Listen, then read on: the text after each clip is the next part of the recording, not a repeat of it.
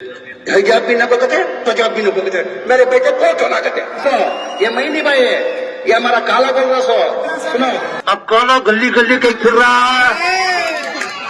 ಅವ್ರಿಗೆ ಅನುಕಂಪ ಬರೋದು ಮಾಡ್ತೀರಾ? ಉಪಚುನಾವಣೆಯ ಕ್ಲೈಮ್ಯಾಕ್ಸ್ ನಲ್ಲಿ ಜಮೀರ್ ಅಹಮದ್ ಖಾನ್ ಸಾಹೇಬರು ಹೊಡೆದ ಡೈಲಾಗ್ ಕಾಂಗ್ರೆಸ್ ಕನಸುಗಳನ್ನ ಛಿದ್ರ ಮಾಡಿದಂತಿದೆ. ಜಮೀರ್ ಅಹಮದ್ ತಮ್ಮ ಮಾಜಿ ಗೆಳೆಯ ಕುಮಾರಸ್ವಾಮಿ ಮಗ ನಿಖಿಲ್ ಗೆಲ್ಲಲಿ ಅಂತಾನೆ ಈ ರೀತಿ ಹೇಳಿಕೆ ಕೊಟ್ರಾ ಅಂತ ಅನುಮಾನ ಕೂಡ ಮೂಡುವಂತೆ ಇತ್ತು ಅವರ ಹೇಳಿಕೆ.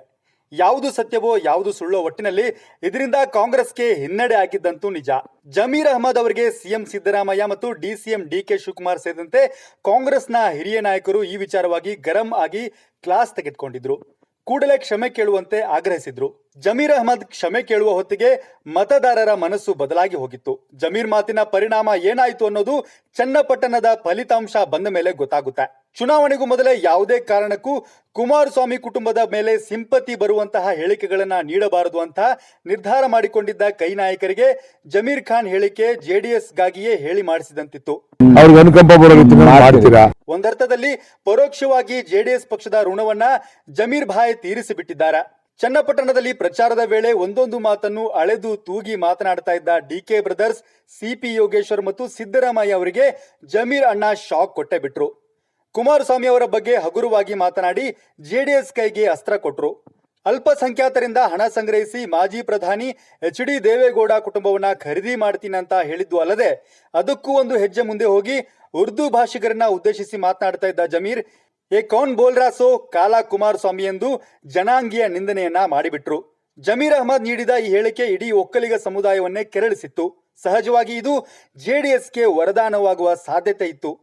ಇದರಿಂದ ಬೇಸರಗೊಂಡಿರುವ ಸಿಪಿ ಯೋಗೇಶ್ವರ್ ಮತ್ತು ಡಿಕೆ ಬ್ರದರ್ಸ್ ಯಾಕಾದರೂ ಜಮೀರ್ ಅಹಮದ್ರನ್ನ ಪ್ರಚಾರಕ್ಕೆ ಕರೆಸಿಕೊಂಡುವೋ ಅಂತ ಹಣೆ ಚಚ್ಚಿಕೊಳ್ಳುವಂತಾಗಿತ್ತು. ಹಾಗೆ ನೋಡಿದ್ರೆ ಚನ್ನಪಟ್ಟಣಕ್ಕೆ ಜಮೀರ್ ಅಹಮದ್ ಪ್ರಚಾರಕ್ಕೆ ಬಾರದೆ ಹೋಗಿದ್ರು ಕೂಡ ಬಹುತೇಕ ಮುಸ್ಲಿಂ ಮತಗಳು ಕಾಂಗ್ರೆಸ್ ಖಾತೆಗೆ ಸೇರಲಿದ್ದವು.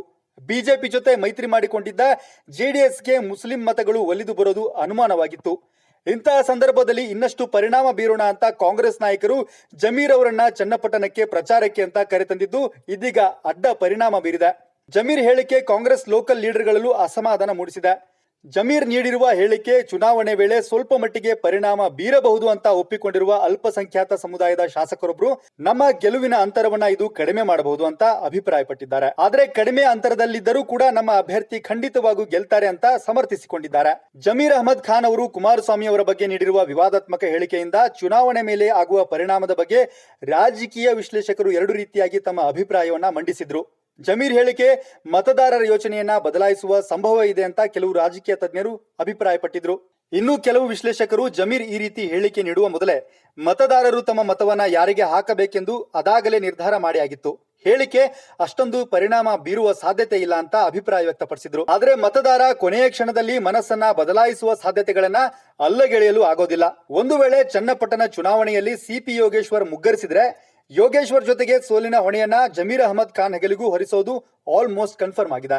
ಚುನಾವಣೆ ವೇಳೆ ರಾಜಕೀಯ ನಾಯಕರು ನೀಡುವ ಹೇಳಿಕೆಗಳು ಮತದಾರರ ಮೇಲೆ ಯಾವ ರೀತಿ ಪರಿಣಾಮ ಬೀರುತ್ತವೆ ಅನ್ನೋದಕ್ಕೆ ನಮ್ಮ ಮುಂದೆ ಸಾಕಷ್ಟು ಉದಾಹರಣೆಗಳಿವೆ. ಒಂದೇ ಒಂದು ಮಾತು ವಿರೋಧಿಗಳ ಮೇಲೆ ಮತದಾರರ ಅನುಕಂಪದ ಅಲೆ ಹುಟ್ಟುವಂತೆ ಮಾಡಬಹುದು.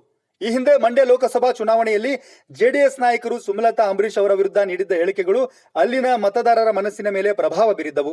ಇಂತಹ ಸನ್ನಿವೇಶಗಳು ಸೃಷ್ಟಿಯಾಗಬಾರದು ಅಂತ ಚನ್ನಪಟ್ಟಣ ವಿಧಾನಸಭಾ ಉಪಚುನಾವಣೆಯಲ್ಲಿ ಈ ಬಾರಿ ಜೆಡಿಎಸ್ ಕಾಂಗ್ರೆಸ್ ನಾಯಕರು ಕಾಳಜಿ ವಹಿಸಿದ್ರು ಕೂಡ ಅಂತಿಮವಾಗಿ ಜಮೀರ್ ಅಹಮದ್ ಕಾಂಗ್ರೆಸ್ ಲೆಕ್ಕಾಚಾರಗಳನ್ನ ತಲೆ ಕೆಳಗಾಗಿಸಿದ್ರು.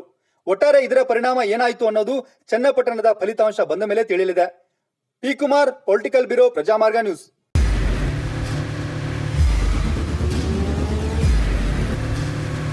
ಪ್ರಜಾಮಾರ್ಗ ನ್ಯೂಸ್, ಇದು ಜನಸಾಮಾನ್ಯರ ಧ್ವನಿ.